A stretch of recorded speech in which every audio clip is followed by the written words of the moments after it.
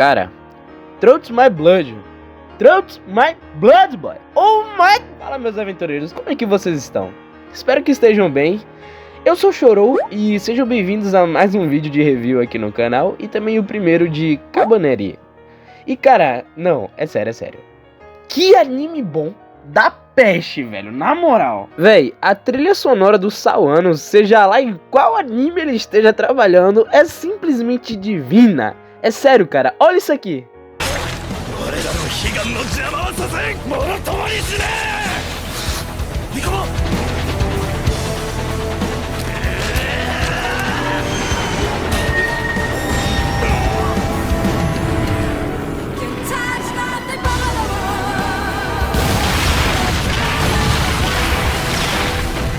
Tá, eu sei que eu tô enrolando e tudo mais, só que isso aqui é lindo demais, bicho. É o duo lendário, tá ligado? O Yasu, quer dizer, o Kurusu e o Ikoma, tá ligado? É melhor parar de falar e começar logo, né? Kotetsujo no Cabaneri é aquele típico anime original, ou seja, a gente não tem nenhuma base de adaptação, como o mangá ou light novel, onde temos um mundo pós-apocalíptico onde a gente não tem uma explicação de como surgiu os zumbis. E só conhece mesmo a situação atual do mundo através das lembranças do personagem principal, ou então como a humanidade está se acostumando a esse período caótico. Aparentemente, Cabaneri traz uma certa limitação de mundo, onde parece que o problema mesmo é só no Japão. E aliás, eu preciso dizer que isso aqui se passa antes do século XIX, ou seja, um período da Revolução Industrial, onde o país ainda adotava um modelo bem parecido com o feudalismo europeu, saca? Até a própria opening dá a entender que é isso mesmo. Ou seja, é um Japão feudal com o imperador como o dono do pedaço, mas se tem um Japão feudal, quer dizer que temos samurais. E se temos samurais, temos mais um Yasuo além do caso, o Radgenshin Impact. Ah, dane-se, esse cara só precisa falar Hazagi e Soregedon pra aparecer o Yasuo. Enfim, nessa história que por alguma razão me lembra muito Attack on Titan, conhecemos Ikoma, que é um jovem rapaz metalúrgico que tá doido pra conseguir construir um protótipo de arma com mais capacidade destrutiva pra poder enfrentar os tais Cabanes, que no caso são os zumbis desse mundo. E por que exatamente destrutiva? É simples, é porque os tais Cabanes são basicamente mortos-vivos com um coração feito de algo que se parece com ferro. Ah, e esse cara aqui é o Takumi, é tipo o amigão dele que tá ajudando na criação das armas com bala de ar, ou seja, a base de pressão. E isso é tudo porque o Ikoma não aguenta mais viver numa cidade que foi adaptada à situação atual deles. Ele só quer descer o chumbo no zumbi e ser livre. Rapaz, onde foi que eu vi isso mesmo? Só que então conhecemos mais dois personagens super importantes. O Yasu, digo, o Kurusu, a senhorita Yami, que se eu não me engano ela é filha de um daimyo, que é o Yomokawa, onde basicamente eles foram procurar alguém para poder ajeitar a pistola a vapor do pai dela. E o chefe do Ikoma falou: "Ô moleque, vem cá, ajeita pra ela lá, vá. Adiante, sem pestanejar, viu?" Só que o Ikoma vem todo ignorante. "Tu sabe usar essa porra?" Papo vai, papo vem. Até que de repente um Hayajiro começa a entrar na cidade onde eles estão atualmente. Mas Chorou, o que diabos é essa jossa aí? E assim, um Hayajiro é basicamente locomotivas absurdas construídas para transportar pessoas e mercadorias entre as estações. Porque atualmente o negócio tá sério e é assim que eles estão vivendo. Eles também são usados como uma espécie de proteção móvel contra os Cabanes. Mas enfim, o Hayajiro é justamente o Kotetsujo, ou no caso, o trem principal do anime. Então a gente fica sabendo que toda vez que um desses Hayajiros entram na estação de uma das cidades atuais, a galera que cuida da estação e também os Bushis, que são basicamente um esquadrão próprio para poder enfrentar os Cabanes, eles têm meio que revistar o corpo de todo mundo para ver se não tem ninguém mordido ali e também fazer uma espécie de manutenção do trem. E se tiver alguém mordido, essa pessoa é jogada na solitária. Se já estiver transformando em Cabane, dependendo do estágio do vírus, eles te forçam a usar um saco de acariciamento físico que vai te fazer dormir pra sempre. Se é que vocês me entendem. É então que aqui mais uma personagem super importante para o futuro da obra resolve aparecer. E pelo visto ela tava no Kotetsujo mesmo com outro homem que agora eu não tô lembrando o nome. Mas tanto faz, ele não é importante. Essa daqui é a Mumei, a sem nome. Eu vou deixar pra poder falar sobre ela mais pra frente, tá? Acontece toda uma situação onde um dos passageiros que estava dentro do Kotetsujo sendo revistado acaba saindo correndo a 1 milhão do trem enquanto pedia ajuda. E como qualquer coisa nesse anime é atribuída aos Cabanes, os Bushis aparecem com sangue no zóio pra poder descer o chumbo no cara, velho. E aí começa toda uma treta que no final de tudo iria culminar na prisão do Ikoma. porque simplesmente ele sabia que o cara não estava contaminado e até se colocou na frente das armas para proteger o maluco. E sim, ele realmente estava certo. Mas como o Ikoma ainda é só um Ikoma normal, ele tomou a lapada do Yasuo, que estava usando a pistola a vapor, enquanto o outro cara que estava fugindo foi de arrasta para cima. Mas falando sério, o Ikoma chega até a largar umas verdades ali que o pessoal tava mesmo precisando enfiar na cabeça. Ah, vocês não possuem vergonha de terem medo de tudo? Não há escolhas pra matar o outro por causa do medo? E quando ele ainda é preso, o cara ainda larga um... Não se pode perder sua humanidade para o medo. Mostrando aqui que ele realmente está revoltado com a situação atual. Ou seja, já deu pra perceber que nesse mundo aqui, os caras têm medo até da própria sombra. Mas sendo bem sincero, em partes é até que é bom contrariar o Ikoma. Afinal, isso aqui é um apocalipse zumbi que simplesmente surgiram da noite pro dia.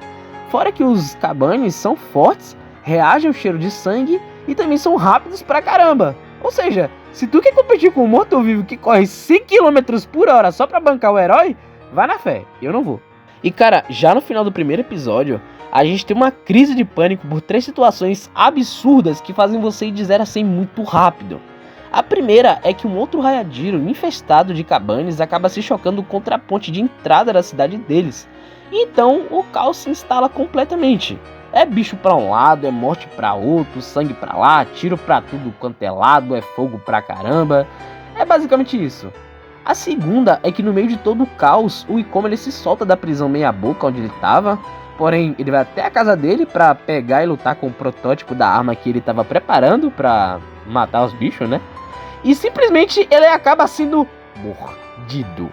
Mas consegue parar a contaminação no último segundo, numa das cenas mais tensas que eu já assisti na vida.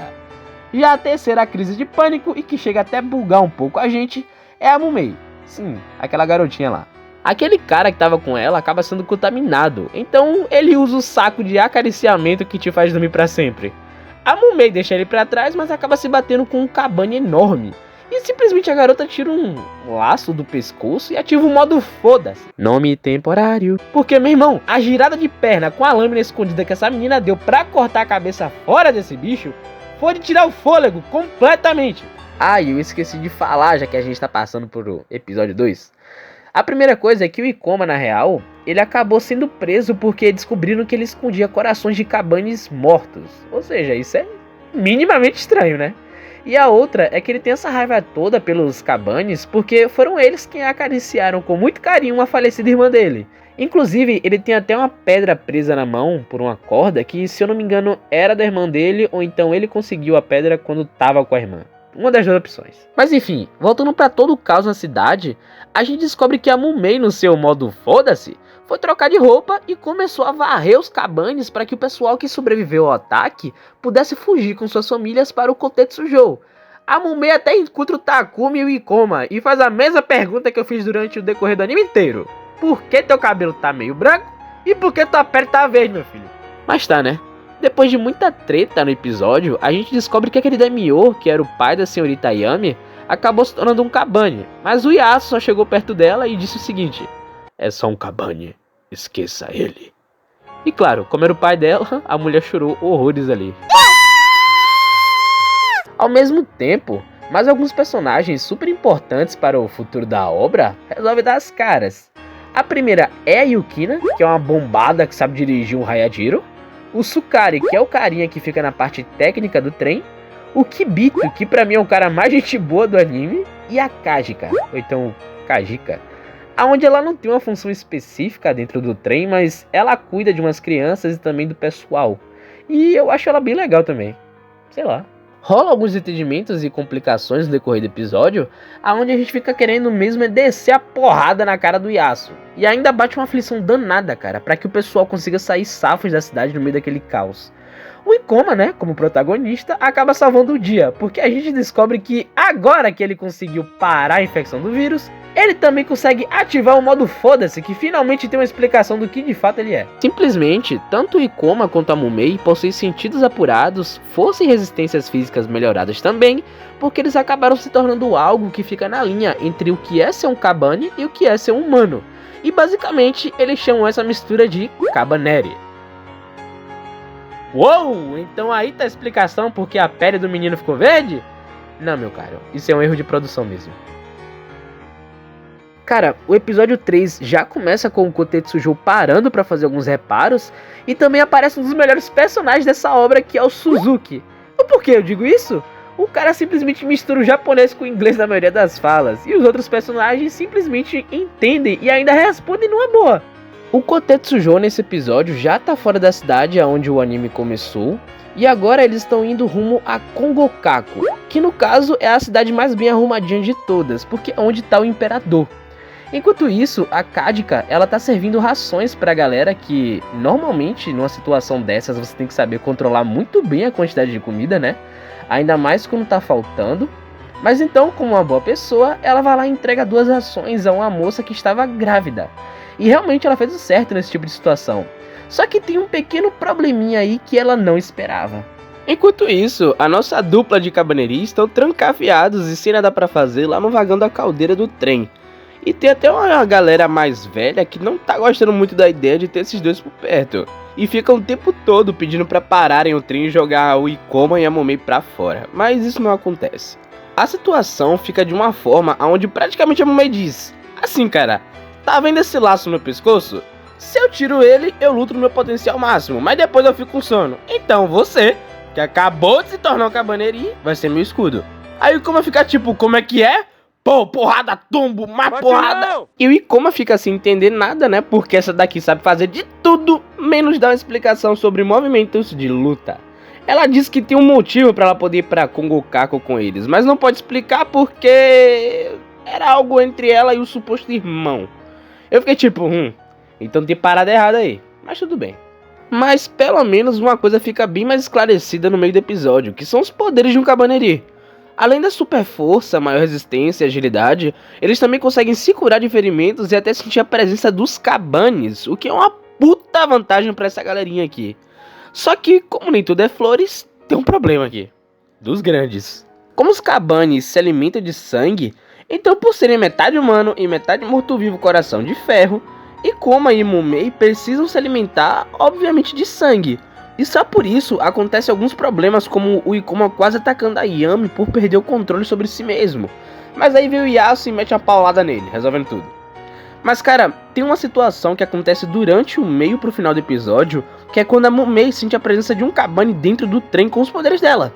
E basicamente lá nos minutos finais, a gente descobre que aquela mulher grávida que eu falei mais cedo era infectada e já estava no estágio da transformação. E sério, eu confesso que isso aqui me deu pena de ver, afinal, a Momei precisou finalizar ela e, consequentemente, o seu bebê. A situação começa a ficar tensa quando a gente passa do finalzinho do episódio 3 pro início do episódio 4.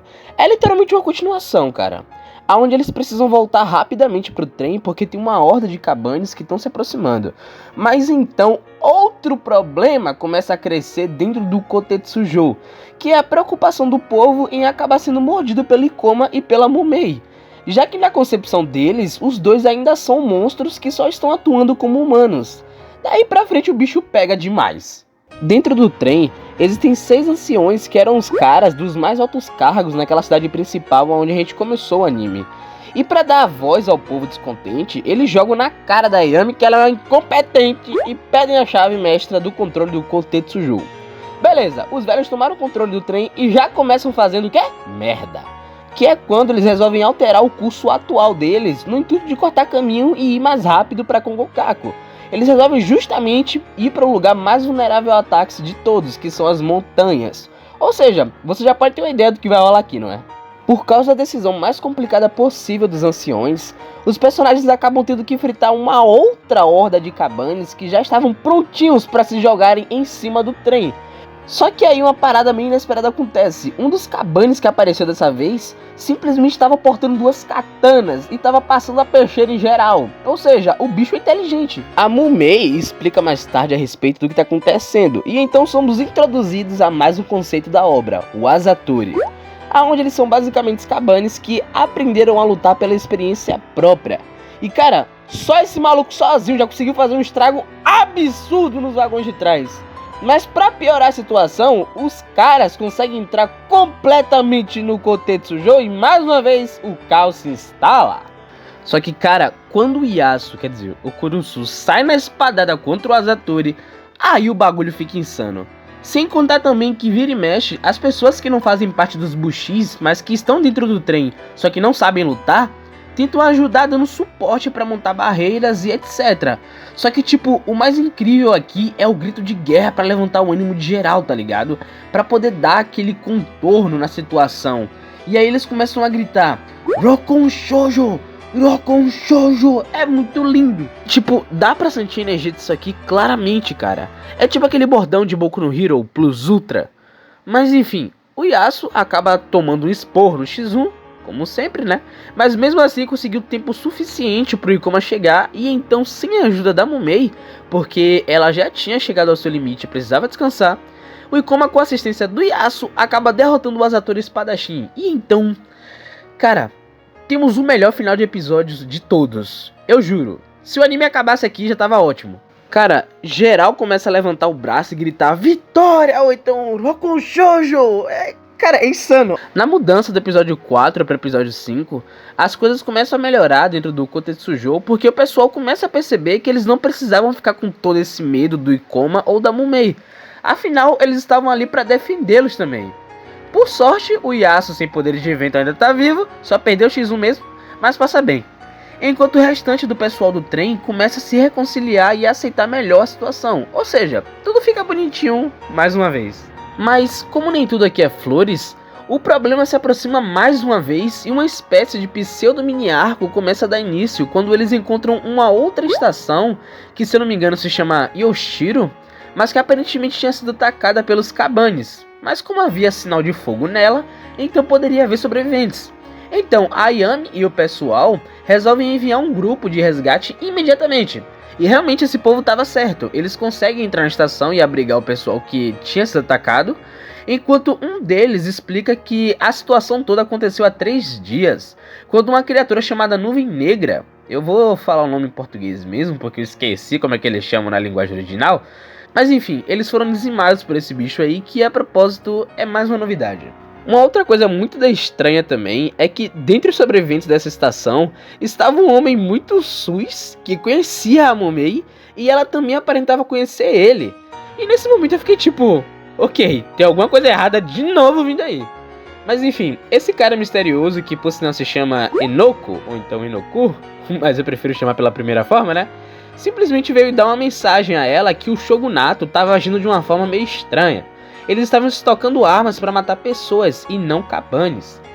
Ah, e ele também pede para poder avisar a um tal de jovem mestre, que no caso é o tal irmão que a Mumei vive falando, que qualquer coisa ele estava pronto para poder ajudá-lo de novo. Ou seja, Enoko já fez alguma coisa importante no passado com esse tal irmão da Mumei. Enquanto isso, o Ikoma e a galerinha restante do Kotetsujo estão reunidos debatendo um plano e como eles vão passar pela estação, já que tinha uma torre de destroços em cima dos trilhos principais, e ainda por cima havia a tal criatura chamada Nuvem Negra, que estava em algum lugar escondida. Mas, só saindo um pouquinho do papo, eu parei para pensar em um negócio. Se a Mumei e o Ikoma se alimentam de sangue e precisam consumi-lo quando ficam fracos, então por que eles não pegam um do outro? Tipo, eles ainda são algo entre o humano e o Cabane, certo? Então, o que proíbe desses dois se morderem? No bom sentido, é claro. Poxa, isso iria até evitar que uma galerinha tivesse que se machucar pra alimentar esses dois, velho. Mas tá, continuando o episódio, a Mumei resolve parcialmente cooperar com o plano. Já que aquele cara lá, o Enoko... Cara, ler certos nomes japoneses no Brasil é algo meio complicado. É bem isso. Enfim, ele tinha dito algumas coisas como... Ah, você ficou lenta por estar se aproximando demais daquelas pessoas. Ah, você não precisa de amigos, você só presta quando luta contra Cabanes. E essas abobrinhas aí, tá ligado? Isso deixa a Mumei relativamente irritada e faz ela se lembrar do seu objetivo principal. Mas é na hora da ação que a Mumei mostra que é ser uma personagem foda e passa o rodo mais uma vez nos Cabanes. Enquanto isso, né, o grupo do Ikoma continua seguindo o plano deles, que no caso é alcançar a sala das caldeiras da cidade para então ativar os seus mecanismos e possibilitar a movimentação de uma grua gigantesca onde o Takumi e o Sukari estavam, porque seriam eles dois que iriam remover a torre de destroços que estava empatando a passagem. Só que o desespero bate na porta mais uma vez por conta de duas situações. A primeira é que a Mumei simplesmente resolve enfrentar mais Cabanes completamente sozinha e prestes a chegar no seu limite. E a outra é que a gente acaba descobrindo que a tal nuvem negra é uma colônia gigantesca formada por uma cabane fêmea usando vários corpos de outros cabanes normais e até corpos humanos. E sério, isso aqui me deu medo. Eu não esperava por essa. O episódio 6 ele já é um pouco meio tenso. Depois de toda aquela situação da Mumei dar completamente errado, o Ikoma entra em desespero e resolve priorizar o resgate da sua amiga, ao invés da missão, porque simplesmente ela acaba desmaiando e caindo nas partes mais inferiores da estação por conta do surgimento da nuvem negra, que inclusive abalou completamente as estruturas da cidade. O problema é que a única rota de fuga tinha que ser justamente para uma caverna, onde a Mumei fica presa em alguns escombros e o Ikoma tem que lidar com mais uma horda de cabanes que estava se aproximando dele. Só que sem sombra de dúvidas, o que mais me chama a atenção nesse episódio é que finalmente é mostrado um pouco do passado da Mumei, onde eu confesso que é até que bem comum para um personagem dessa obra. Assim, basicamente quando criança, a cidade-estação onde ela vivia com a sua mãe foi atacada pelos cabanes, o caos se instalou e como o ser humano tende a agir de forma desesperada quando tá com medo ou quando a situação foge do seu controle, a mãe da Mumei é acusada de ter sido mordida por um cabane e um Bushi desesperado bota pra ela ir de arrasta pra cima, na frente da filha. E claro, a mãe não estava contaminada. Prestes a cometer a mesma burrice, o Bushi agora ia descer o chumbo na coitada da Mumei pequena. Mas então a gente vê um certo personagem cabeludo pra caramba que não deixa isso acontecer e para o Bushi desesperado. A gente não fica sabendo logo de cara quem é, mas tudo indica que é o tal irmão dela. No meio pro final do episódio 6, eles partem para formar um novo plano, mas agora no intuito de acertar o coração da nuvem negra, porque esse bicho é basicamente a junção dos corpos de vários cabanes e até humanos, como eu disse antes, no corpo de uma colônia criada a partir de uma cabane fêmea. Então eles atraem o bicho para cima dos trilhos e a partir daí, o Yasuo, que estava se recuperando da batalha contra o Asatori, ganhou uma nova espadinha do Ikoma. E então o duo lendário foi formado. Ele disse: meu irmão, rumo ao diamante, e o Ikoma: se fidar, a culpa não é minha. Cara, a batalha final disso aqui é linda e tem vários motivos. O primeiro, né, é a formação do duo lendário. O segundo é o Takumi no controle de um canhão tipo 48, parecendo até um Gustav do Koutetsujo. A terceira é Yukina revelando seu shape para puxar o limitador de pressão. Meu irmão, olha esse trapézio, cara. O quinto motivo é o Suzuki largando o English dele, né? É sério, esse cara é incrível. E por fim, a Mumei finalizando a colônia com um puta tiro lindo. E aquela trilha sonora que arrepia até os cabelos mais profundos, tá ligado? A gente termina o episódio mostrando o quão unidos a equipe do Koutetsujo estão agora, porque simplesmente eles conseguem evitar que o trem descarrile, jogando todo o peso deles para um dos lados. E isso aconteceu por causa da alta velocidade causada pela remoção do limitador de pressão. Mas no final de tudo dá certo, né? Eles conseguem sair com êxito da cidade. E sério, até uma ceninha simples dessa consegue te fazer arrepiar demais, cara. Mas então, o que vem a seguir depois disso tudo? Vocês só vão descobrir na segunda parte, onde a gente vai conhecer o tal irmão da Mumei. Então, esse foi o vídeo, espero que vocês tenham gostado dessa review. Eu tentei fazer um estilo bem diferente de como, por exemplo, foi com o Shoujo Shumatsu. Então, deixa aqui nos comentários o que vocês acharam, que depois eu vou estar lendo, tá? Ah, e se eu esqueci de alguma informação, pode largar ela aqui nos comentários pra gente poder estar debatendo a respeito depois, beleza? Eu vou ficando por aqui, agradeço se vocês ficaram comigo até aqui também, e até a próxima. Rokon Shoujo.